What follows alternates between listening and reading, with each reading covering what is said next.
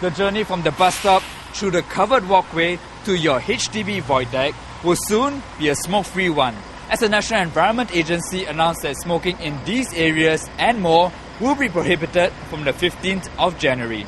The new areas where smokers will not be able to light up include the common areas of all residential buildings, covered linkways and walkways, overhead pedestrian bridges, outdoor compounds of hospitals, and areas within a 5-meter radius of bus shelters. I think that's what we need, so that wherever you go, that this area is free for you to, to sit around or even to eat, especially when the children is around. I think it's good for them. Otherwise, you are the passive smoker. In fact, you get worse than the smoker itself. Smokers, however, were unhappy with the extension of smoke-free areas. Very restricted. So where am I going to smoke now? It's outside my house, my own door. Why I can't smoke? Right. So you're restricting me to smoke inside my house. We can't be smoking outside with it when it's raining or pouring. So they have to fine-tune the balance. I mean, they probably have to list down under what circumstance it's forgivable, or is there a second chance, or if not, then they find a solution. How about your own HDB void deck and corridor? I mean, what do you think that now by right you're not supposed to smoke there? What do you think about that? For me as a smoker, I just smoke outside the corridor before entering my house. Yeah. Just smoke for what? But now by right you're not supposed to then? Yeah, by right no, but just close one eyes up.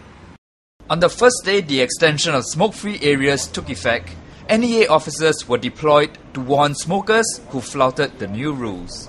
Okay, just as with previous smoking bans, NEA we realized that the public in general, they are not aware of such bans.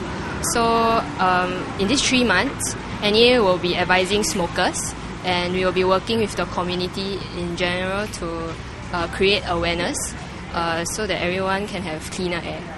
And the prospect of cleaner air was most welcomed by non-smokers.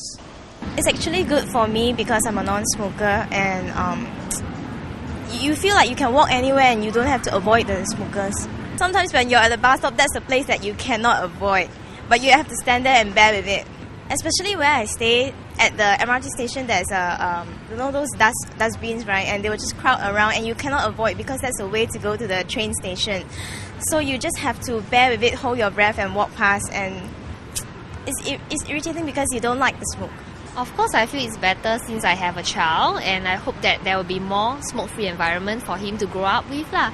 And of course, I think smoke-free is better, so he get maybe lesser influence, and maybe he won't grow up to be a smoker as well. Yeah. It's a good step towards encouraging healthy living in the community. Right. Any more areas which you feel should be included, or any more situations where you feel smoking should be banned? Well, like some people just enjoy smoking, so short of like placing a total ban on it, I suppose there really isn't that much left to ban. So how can a balance be struck between smokers and non-smokers' needs? We should have a smoking corner in like for example this whole area. There should be one area allotted for smoking corner. I think this is pretty good because these are the common areas that people will walk to, the walkways and all that. I think some of my smokers' friends, they will really complain.